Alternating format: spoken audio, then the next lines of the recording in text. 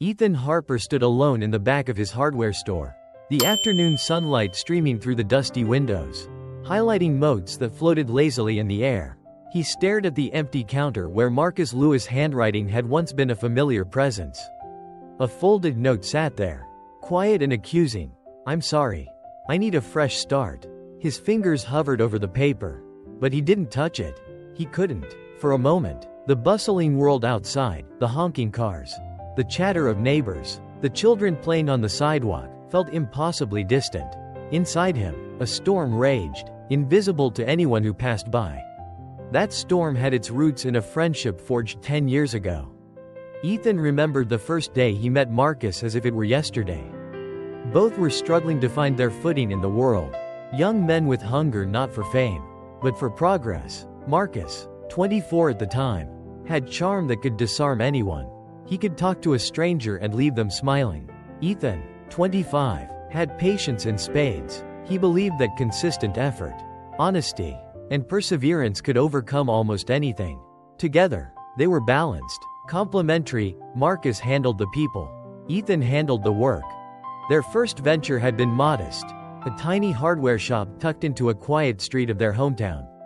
The space was cramped, shelves groaning under the weight of meager inventory, and the air often smelled of sawdust and old wood.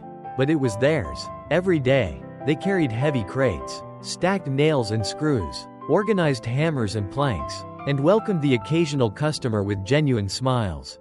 In the evenings, they counted coins together, laughed over minor setbacks, and dreamed of what the shop could become.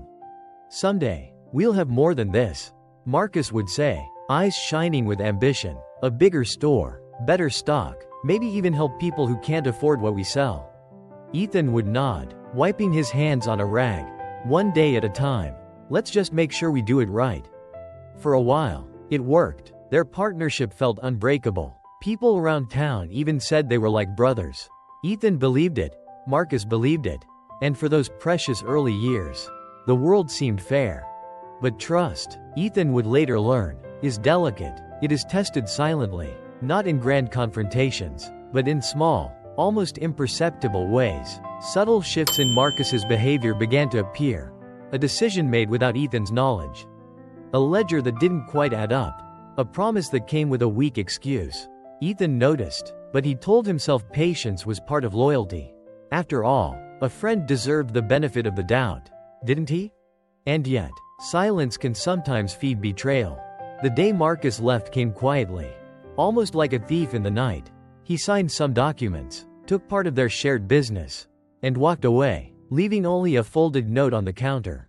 Ethan read it repeatedly, each time feeling a piece of himself fracture a little more. "I'm sorry. I need a fresh start."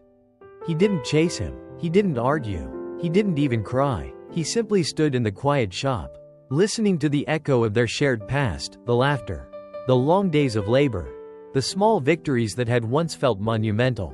Days became weeks. Weeks became months. People asked what happened. Ethan said nothing. During this time, Clara, his wife, remained his steady presence. She never questioned him, never forced conversation. She made sure he ate, balanced the books, and reminded him, without words, of the kind of love that endures even when silence is all that exists. But even with her unwavering support, Ethan's heart was heavy. Forgiveness felt impossible. How could he forgive someone who never asked? How could he move forward when the memory of betrayal colored every face? Every interaction? Rebuilding the shop was one thing. Rebuilding trust in the world, in people, in himself, that seemed a task beyond him. Yet small moments hinted at change. When a young apprentice accidentally dropped a crate of screws and tried to hide it, Ethan's first reaction was anger. Clara intervened, quietly guiding the boy to clean up. Later, Ethan found himself walking into the back room, heart still racing, and said simply, "I was wrong." That apology, though tiny, reminded him of something vital. Even in pain, he could choose how to act. Even in betrayal, he could choose kindness. It was a small step, but one that would later grow into something far greater. After the incident with the young apprentice, Ethan began noticing something subtle but powerful. The way small acts of kindness could lift not only others but himself as well. Each time he helped a customer beyond what was expected, or gently guided a worker through a mistake. He felt a faint lightness in his chest. A quiet reminder that the weight of betrayal didn't have to define every interaction. One morning, a longtime customer, Mr. Thompson, returned with a belt he had purchased a year before. The buckle was broken, and the warranty had long since expired. "I know it's past the return date," Mr. Thompson said sheepishly, "but could you possibly?" Ethan looked at the worn belt, then at the man's anxious expression. He could have easily said no and felt justified. Instead, he smiled softly. "Of course," he said, replacing it without charge. As Mr. Thompson walked away, Ethan felt something he hadn't felt in a long time, a moment of freedom. A space in his chest where resentment hadn't been able to reach. Clara watched him that evening as he recounted the encounter. "It's not about what you deserve," she said gently. "It's about what you need." Ethan paused. "And what do I need?" "Peace," Clara replied simply. He nodded, holding her words in silence. Peace. It sounded almost foreign, as if it were a place he had never truly visited. Yet, something in him shifted. He began noticing how much of his energy had been spent on carrying the past, the anger toward Marcus, the betrayal, the imagined stories of what could have been. Each day, he realized, he had been giving life to a wound that no longer belonged to anyone but him. Weeks passed, and Ethan slowly experimented with letting go. One afternoon, a supplier called, offering him a deal that would require cutting off certain buyers. Among them were the clients Marcus had cultivated in his new venture. A part of Ethan's mind screamed at him to seize the opportunity, to assert dominance in the silent ledger of past wrongs. But as he held the contract in his hands, he remembered Clara's words, "It's not about revenge, it's about peace." Ethan folded the papers carefully, placing them back in the drawer. "If my work is good, people will find me," he murmured. "I don't need to hurt anyone to prove anything." It was a small decision, but monumental in its impact. That night, he revisited the note Marcus had left behind.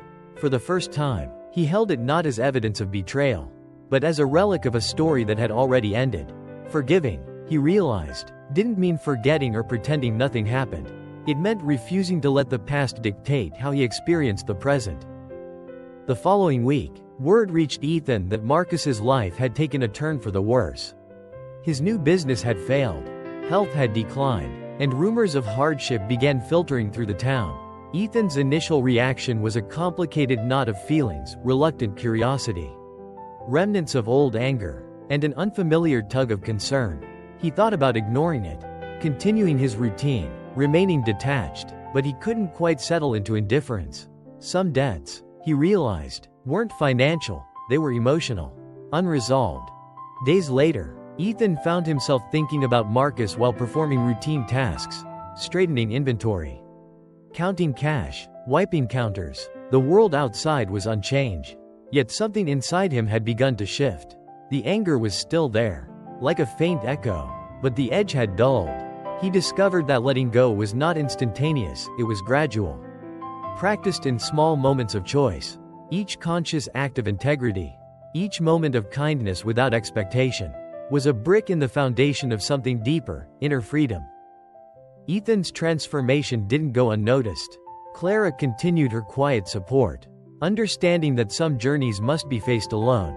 She noticed subtle changes, the way he spoke to employees with patience, how he greeted customers with an almost imperceptible warmth, how he no longer flinched at reminders of Marcus's departure. She didn't comment, she simply allowed him to discover the strength in letting go at his own pace. One evening, as Ethan was closing the shop, a neighbor passed by and mentioned seeing Marcus traveling through a nearby town. Unwell and struggling, Ethan's heart tightened. Memories of their shared past, late nights counting coins, planning for a future that now seemed so distant, flooded back. He debated whether to reach out. The rational part of him argued against it. The wounded part said it was too late. But a quieter, wiser part wondered, could forgiveness be extended not just in thought but in action? Ethan didn't have an answer that night, but he slept better than he had in years. For the first time, he felt the subtle difference between carrying resentment and choosing to release it. It wasn't joy, not yet, but it was a breath, a small measure of space in the chest that had long felt constricted by past pain. Ethan couldn't stop thinking about Marcus. The rumors of his illness tugged at a part of him he had long tried to ignore. Days passed, and finally, he made a decision, not to lecture, not to judge, not to seek closure in the way he had once imagined, but to offer presence. Sometimes, he realized, presence itself was enough. Early one morning, he packed a small bag and drove toward the neighboring town. Each mile, he wrestled with his thoughts, rehearsing the reasons not to go. What if it's awkward? What if I can't forgive him? What if I feel nothing at all? Yet the more he contemplated staying away, the heavier the weight in his chest grew. The past had lasted long enough. It was time to see whether forgiveness could exist outside of memory. He found the small house after asking a few locals. Standing at the weathered front door, he hesitated. His hand hovered over the knob, pulse quickening, not from fear, but from anticipation. The door opened slowly. A tired-looking woman stepped aside, and Marcus lay weakly on a bed near the window, older and more fragile than Ethan remembered. Marcus lifted his eyes, attempting a weak smile. "Ethan, I didn't expect you," he whispered. Ethan raised a hand slightly, signaling for silence. Words weren't necessary yet. The room filled with a quiet tension, heavy but honest, as if the weight of the last 10 years rested between them. Finally, Marcus spoke, voice trembling. I was wrong. I told myself you'd be fine without me. I told myself I deserved more. I told myself stories until I believed them. I'm tired of those stories." Ethan sat near the edge of the bed. He looked at Marcus, the man who had shared dreams, who had betrayed him, and who now appeared utterly human, fragile and remorseful. "I won't pretend the past didn't happen," Ethan said quietly. "I know, and I forgive you." Marcus blinked, disbelief and relief mingling in his gaze. I don't deserve that," he murmured. Ethan shook his head slightly. "It's not about what you deserve. It's about what I choose." In that moment, the tension in the room shifted. Forgiveness, Ethan realized, wasn't a favor granted to Marcus. It was a release for himself. A letting go of the invisible chains he had carried for so long. The weight that had shadowed every day for years began to lift. Subtly, imperceptibly, but unmistakably. After a while, Ethan quietly helped Marcus organize a few small necessities, promising to send what was needed. No grand gestures, no speeches, just calm, intentional actions. Before leaving, Marcus tried again to apologize. Ethan lifted a hand. "We've said enough for today," he said. "Take care of yourself." The drive home felt lighter than any journey he had made in years. He didn't feel joy, he didn't need to, but he felt space. Space to breathe without the past pressing against him. Space to return to the life he had built without resentment dictating every choice. Back home, Clara noticed the shift immediately. "Did you do what you needed to do?" she asked softly. Ethan nodded, a quiet smile forming. "I did."